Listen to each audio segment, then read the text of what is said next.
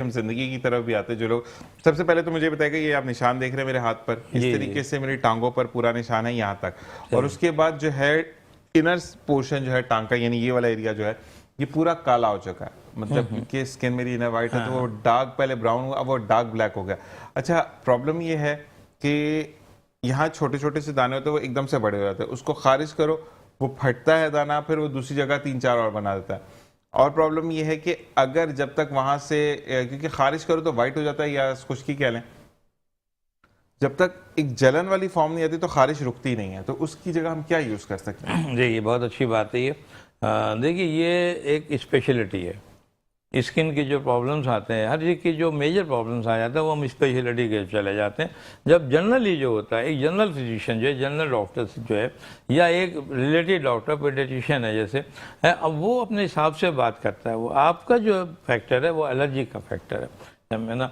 अब हमारे पास जो इस किस्म जैसे आप आते हैं तो हम पहले तो ये कहते हैं कि आपको ड्यूरेशन कितना है इसके अंदर, कब से ये हो रहा है आपको, और किस तरह से चेंज हुआ है। 1.5-2 महीने हो गए। हाँ, तो जैसे जो मोर देन 2 या मोर देन 3 मंथ्स होते हैं, हम यूजुअली उनको डर्मेटोलॉजी पर रेफर करते हैं आप उनके साथ। इसकी वजह क्या है कि वो उनका काम यही है। अगर हम सारे फील्ड देख लेंगे तो वो बेचारे किस लिए बैठे हुए हैं, वो हमारे मोहताज हैं कि आप हमारा फिजिशियन जो है हमें रेफर करे पेशेंट को हमारे, तो आप उसके पास जाते हैं। जनरली मैं इसके लिए बता देता हूँ आपको, ये एलर्जिक है। एलर्जिक ऐसा एलर्जी होती है, एलर्जी कई किस्मों की होती है। मिसाल के तौर पर एक बैक्टीरियल इन्फेक्शन उसमें शामिल हो जाता है, कभी उसमें फंगल इन्फेक्शन उसमें शामिल हो जाता है, कभी उसको जनरल वायरस इन्फेक्शन इसमें आ जाते हैं। यानी दाने बहुत बीमारियों में पाए जाते हैं। मिसाल के तौर पर जैसे आपके से हट के कुछ दाने रेशेस होते हैं, देखिए टाइफाइड में भी रेशेस आ जाते हैं। खसरा हमारे यहाँ बच्चों का मशहूर है, वो पूरा चेहरा भर जाता है, बॉडी भर जाती है। इसी तरह डेंगू बुखार, उसमें रैशेस आ जाते हैं उसके साथ में। इसी तरह स्कैबीज है, जो आप, मुझे लगता है जो आपका केस है वो स्कैबीज में आना है, फंगल में जा, ये पूरा सारा पोर्शन जो है वो डिसकलर हो जाता है, कलर लेस हो जाता है, कलर उसका चेंज हो जाता है, दाने रैशेस वगैरह होता है, खारिज करते हैं। फिर सबसे बड़ी बात ये है कि ये कंटीजियस डिजीज़ कहलाती है, एक दूसरे को फैलती है। अगर आप अपना टॉवल अलग नहीं करेंगे, अगर अपना सोप आप अलग नहीं करेंगे तो ये दूसरों को घर में आ जाएगी, और जब एक से 1 to 2 फैलती चली जाए। इस तरह से ये नहीं है कि आप बैठे और दूर बैठे हुए शख्स को लग जाए, ये इस तरह से नहीं है। ये सब कॉन्टैक्ट से होता है। ये सारा आपको जो, अगर आप कॉन्टैक्ट में आएंगे तो वो चीज़ सारे आपके पास आएगी।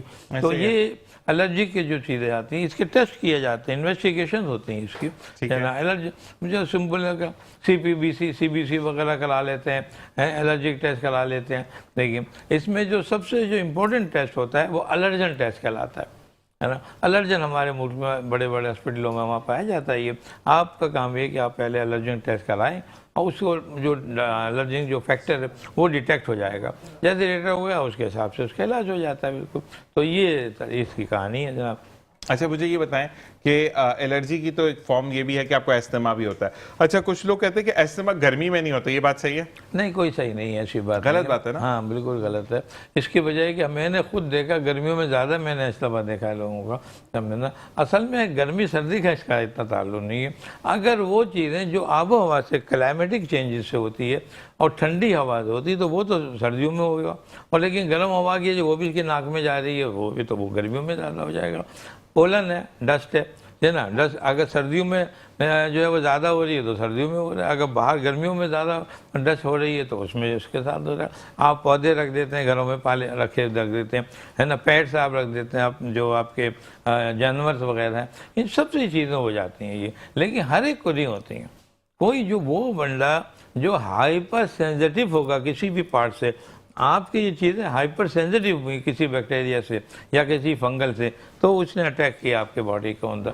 आप ही के साथ बाद औकात 2-3 एक ही घर में रह रहे हैं जो दूर दूर हैं, उनको किसी को भी नहीं हो रहा ये। जबरदस्त।